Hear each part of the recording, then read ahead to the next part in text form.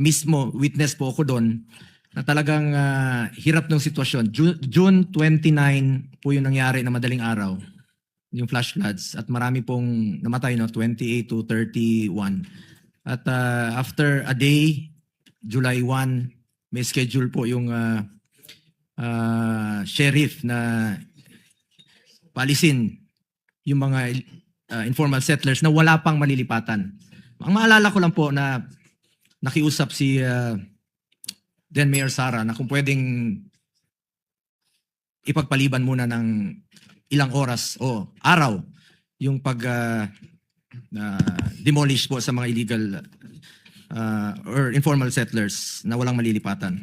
Actually, sa totoo lamang po, since we are here for the search for the truth and justice, I believe it is incumbent upon me to put on record my recollection of what happened.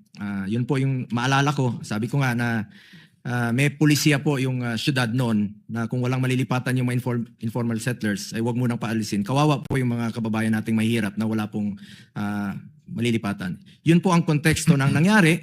We are not justifying violence, but we are highlighting that context is important to have a fair assessment of the incident. Magkakaiba naman po yung nangyari nung 2011 sa mga pangyayaring iniimbestigahan nyo po dito.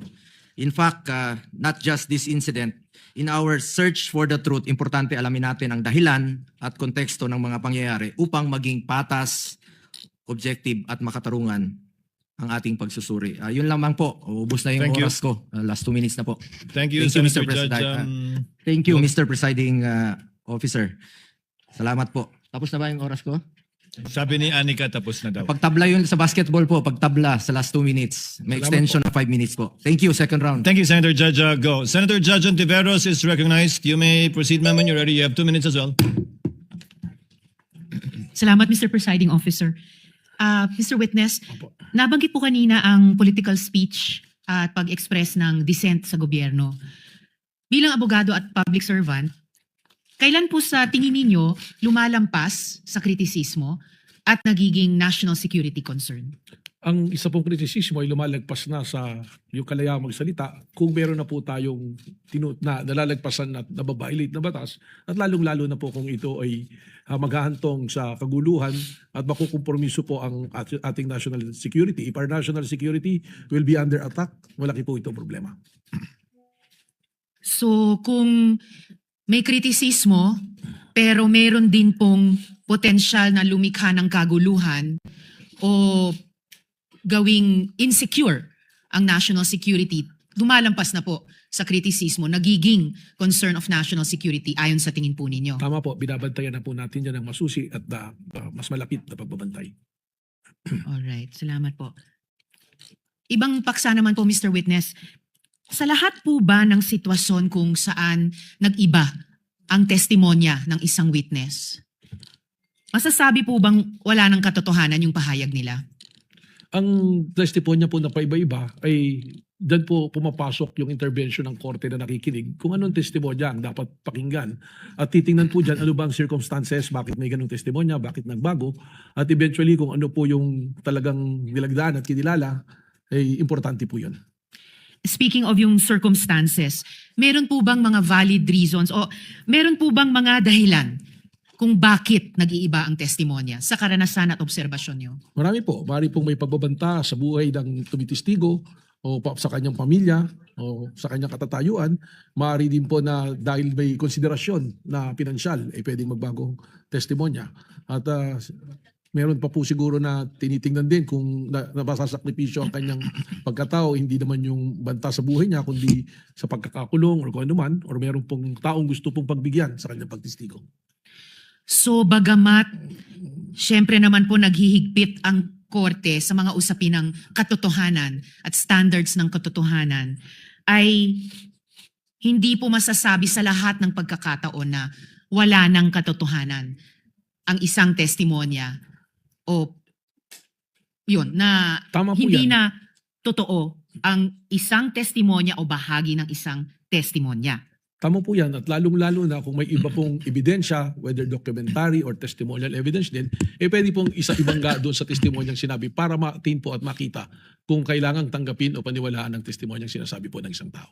At doon po pumapasok yung wisdom ng korte, timbangin ang lahat at subukan pa rin gabayan ang buong proseso na buuin yung buong kwento at totoong kwento mula sa kahit pira-piraso. Tama po yun, yung wisdom and of course guided po by the law, the letters and the spirit of the law po. Of course. Huling tanong na lamang po, Mr. Witness. Sundan ko yung tanong kanina ni Senate President tungkol sa persons of interest. At ang punto po ninyo, tama po ba na pwedeng persons of interest ang kanyang mga security ni Vice President? Wrapping up, Mr. Presiding Officer, ilan po sa pagkakaalam nyo ang security complement ni Vice President?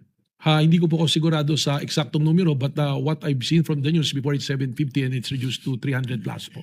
300 plus ang security complement ni Vice President.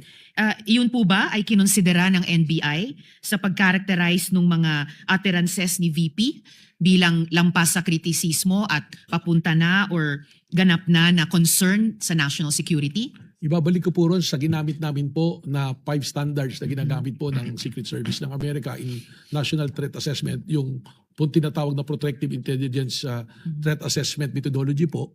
Babalik ko po doon, isa po yan sa tinitingnan. Doon po pumapasok yan sa capacity o kapasidad ng tao po na nagsalita ng pagbabanta.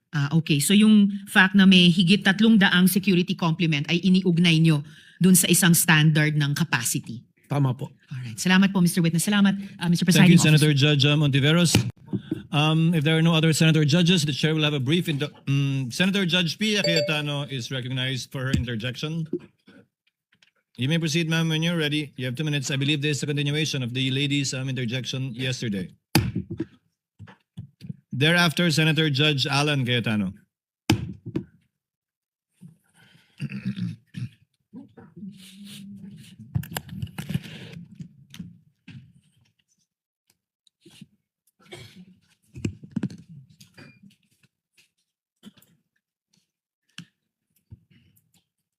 We are ready, Mr. Presiding Officer. For the witness. Sir, nung May 13, you're recorded as saying, katunayan, nakiusap nga po ako kay John Consulta na puntahan kami dito sa Sequoia Hotel dahil meron po kaming planning mula po pa kaninang umaga. And you went on to say nandun ka with all the deputy directors, etc. Do you confirm? Well, kausap ko po si John Consulta. No, just confirm, sir. Did you say Yes, I that na talked nandun to- kayo sa Sequoia? Hindi, yun lang. Yung statement Mahaba na yun. po kasi yung statement ng I just pasensya need na. you to confirm, did you say that you were in Sequoia? Yes, I talked to Thank you. to So you John are Consulta. confirming. Okay. Yes po. And then later on, dinagdag nyo, wala kami sa Senado, we are on stand down because that's the instructions. Did you also say that? Yes po. Thank you. Meanwhile, in another interview, you then said, mayroon request si GM Veloso to help them secure the area kasi napapansin nila na magulo, labas-pasok. Nagpadala kaming ilan lang na ahente, parang 4 to 6 na tao, na nag-iikot sa premises ng GIS. Hindi pumasok sa Senado. I am quoting Inquirer dated 13 May 2026. Did you say this? Yes, sa GSIS po. Okay, thank you.